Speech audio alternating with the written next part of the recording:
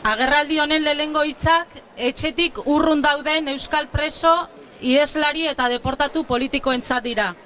Abuztuaren 24an, ostiralarekin eta aste nagusian baitan, kalera dinamikak manifestazioa burutuko du Bilboko kaleetan. Plaza eliptikatik 12etan hasita.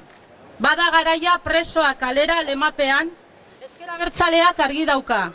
Gatazkaren ondorioak behin betirako ixtea beharrezko dugu. Herri zein herritar gisa. Beharrezkoa da herri mobilizazioa.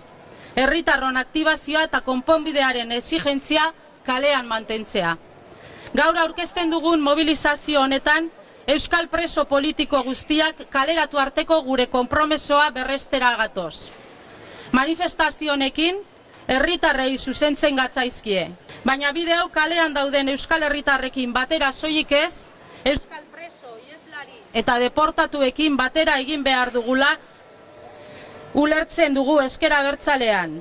Beraien amets eta gogoetak gureak eginez, beraien alde baino, beraiekin lanean, mobilizatzen eta borrokan.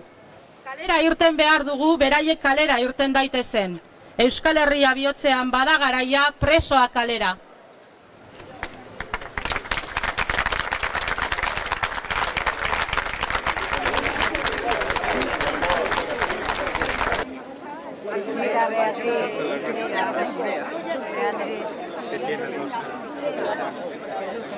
Gehiago kola ikusteko ondo. Hori da, perfecto.